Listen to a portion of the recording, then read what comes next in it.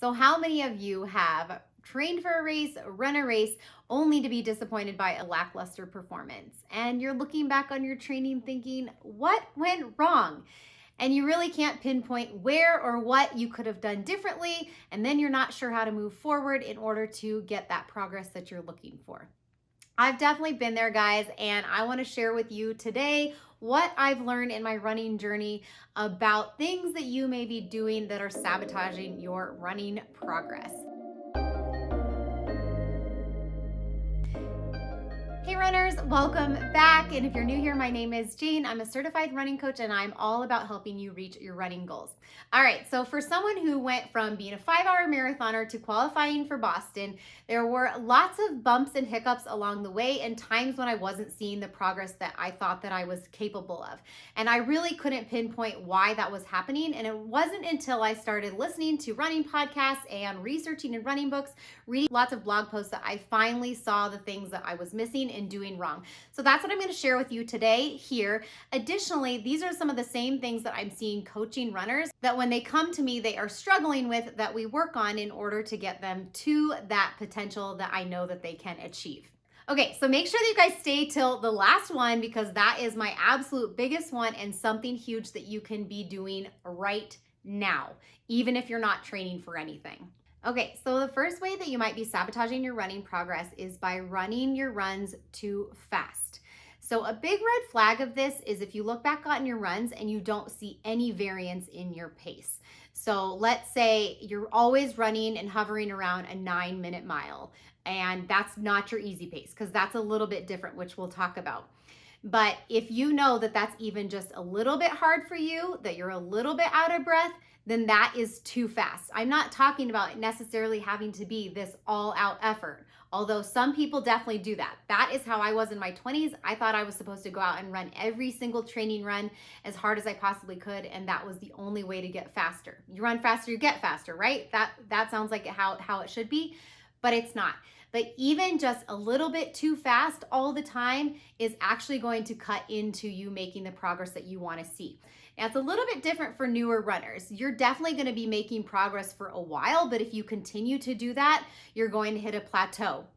The other big part of that is if you're someone who maybe is consistently running 3 times a week, maybe you're only running like 15 to 20 miles, you could probably keep up with that for quite a long time without hurting yourself.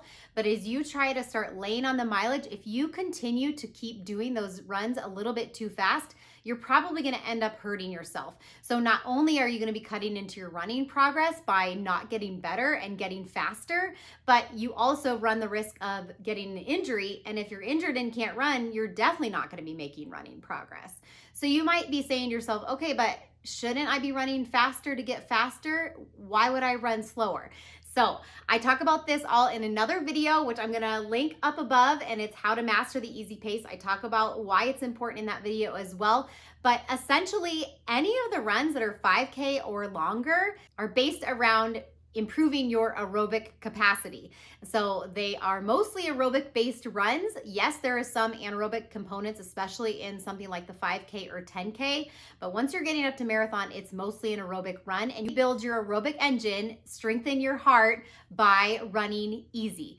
So if you are running too much of your running too fast, you will hit a plateau and you're not going to be getting better. So if you look back on your runs and you're like, okay, but I hit every run, I did every run I was supposed to, and you start seeing there's no variance in your pace, or yeah, they all were maybe even just a little bit too hard, what some people often refer to as junk miles, that might be a big reason why you're not making progress and you need to slow down. Okay, so number 2 is kind of the opposite of number 1. So instead of being that runner that wants to run hard all the time and enjoys doing that, you don't like that uncomfortable feeling. And so whenever you're prescribed something that's a harder workout beyond that 80% easy mileage that you're supposed to be doing, that you don't like doing it. And there are certainly runners out there who would love to just run easy all the time. And there are training plans that have you running easy all the time, and you can make a lot of progress just running easy. However, as you move along in your running journey, you're going to start wanting to do some speed work, even if it's just one quality session per week. So when your coach asks you to do a quality session so that you can improve in your running, you need to follow through. And I'm not talking about abandoning a workout every now and again, or because it's way too hot outside and you're just at that point, you just need to lean into your effort. What I'm talking about is when you maybe get frustrated with a workout, or you're getting uncomfortable and you're saying, I don't want to do this, and so I'm not going to. And so then you just start running easy, or maybe you stop to catch your breath. That's what I'm talking about. Now, in the end, you might say to yourself, well, no one's going to know if I stop in my workout. And they're not going to look at my elapsed time unless you have a coach, and then your coach will look at your elapsed time and they're going to know if you stopped. However, your body on the inside knows, and you're not going to be making the gains that you want to make if you're continuously stopping during these workouts when you know that you need to push through. So this isn't just physical. A huge piece of this is the mental aspect. So if you're prescribed a tempo run, and tempo pace is just usually the pace that you can sustain for about an hour, so it's different for everyone, but often a tempo run might be having you run at tempo pace for 20 to 30 minutes, let's say.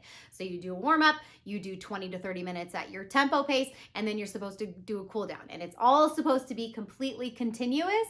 And then you end up stopping in the middle of the tempo because you don't like that uncomfortable feeling. Well, then you're not going to get the benefits of that tempo workout. And the reason that it was given to you was for a reason. So if you are abandoning it, then you're not getting the physical benefits, but you are mentally saying to yourself, I can't do it. So what do you think is going to happen on race day? You are going to slow down because you haven't mentally prepared for the way that hurt is going to feel. Okay? Your mind gives up before your body does. So you have to have those mantras or a way to push through that mentally when things get tough. So don't be abandoning workouts. You're going to regret it, and it's going to affect you on race day. Okay, number 3 is a pretty common one, and one that is probably going to stand out to you if you really pay attention looking back on your training. So as you get this training plan in the beginning, you're really, really excited. You're going to do all the work. And then life happens during, and you start skipping a workout here and a workout there. And then you're skipping quite a few runs. And if you really went back and maybe counted them up, maybe you skipped a lot of runs because you're tired, or you went on vacation, or work got too busy. They're all excuses, guys. And in the end, you need to make a commitment to yourself. So whatever it is that you're training for, that performance goal that you have, the only way that you're going to get there is by doing all of the little things along the way that are going to get you to that goal. And if you're skipping too many of the workouts and the runs, then no, you're not going to achieve your time goal. So I'm not talking about skipping one workout or having a few days off because you're sick.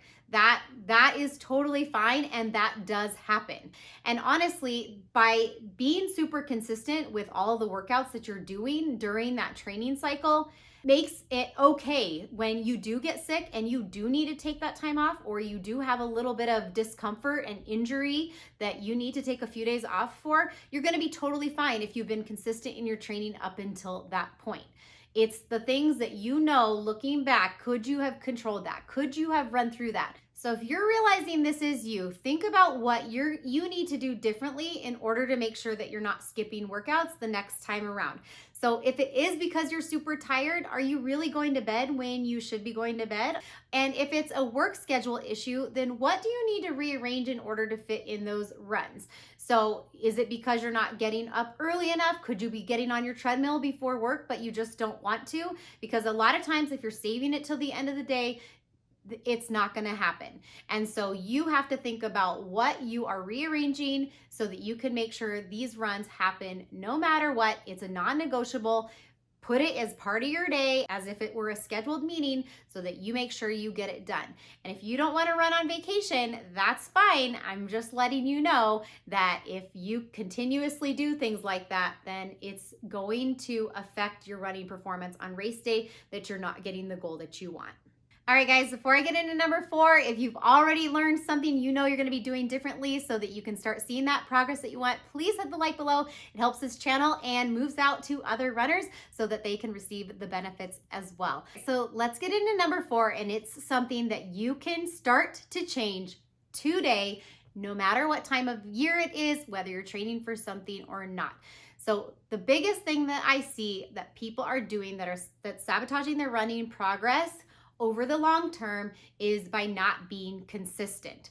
So when you're not consistent with your running year round, you're not going to see the progress that you want over time. Now, you can go quite a few training cycles, probably making progress through each training cycle without being consistent year round. But eventually, as you want to see those bigger gains, see those bigger time drops, and as you get faster and faster over time, it's going to be more difficult when you haven't stayed consistent year round. Now, maybe you're one of those people that once you get the training plan, you do all the workouts you're supposed to do and you do all the runs. You've done everything you're supposed to do. You get really dialed in on that race that's coming up, and then you have the race and you still didn't get the result that you wanted to. And you're asking yourself why, because you did the whole training plan. Was the training plan wrong? Which is a possibility. But what else? What else could have been done differently? Well, if you start looking at the months before you implemented the training, what were you doing then? Were you only doing HIIT workouts? Were you doing other types of cross training? Were you not working out at all? Were you only dabbling in your running? That's a big reason why you're probably not seeing that long-term progress. So I've been thinking about consistency a lot lately because it's so common for runners to take a lot of time off when it comes to winter and the holidays and things like that. Whereas once the weather gets nice, they're ready to get back to running, but they have this totally missed opportunity when they weren't running during those other months. That's certainly how I was for a long time. So the other day in the community tab, I asked for your most burning training questions, and one of my subscribers asked me to explain how I was able to safely get up to 60 miles per week so that I could get a BQ and finally get my PR at CIM in December. And looking back through the years, I noticed that it really could have happened a lot sooner for me if I would have just been focused and been consistent during those winter months. So I have this race that I like to run with my husband at the end of November. And for several years in a row, it would be like that race would come around, we'd train for it, we'd do well. And then it's December and we're not running. And maybe we're going to Orange Theory here and there, but we're not really having any sort of consistent running. And it's January and it's February, it's cold and it's snowing. And who wants to run outside in that? And even March is a little dicey. And so by the time April rolls around, there's all of these months where I should have been running and building up my aerobic capacity and getting better over time, but I wasn't doing it. And so it would be like starting over again every spring. And so I think a lot of you guys can probably relate to this because I know runners myself who do the same thing. They'll hire a coach or they'll have a training plan for a certain block of the year, and that's when they're really focused. And then they just let it all go when they want to relax and take some downtime. And it is absolutely okay to take some downtime. I'm not saying that. And certainly a couple weeks, everybody needs that. Nobody wants to get burnt out. And you don't have to be running these high miles or anything like that. You can be running your base mileage and you can be running as slow as you want, but you have to keep the miles up. You have to keep going without taking off these big chunks of time or only running once or twice every couple of weeks, things like that. And so I cannot stress enough how important it is to be consistent over time, month after month after month, so that you can see the progress that you want long term. So with that, I am recommending that you guys check out another video that I've made, Strategies to Run Longer, where I talk even more about consistency. If you guys have other questions for me, please drop them below. Always happy to answer. Thanks for being here, and I'll catch you guys in the next one.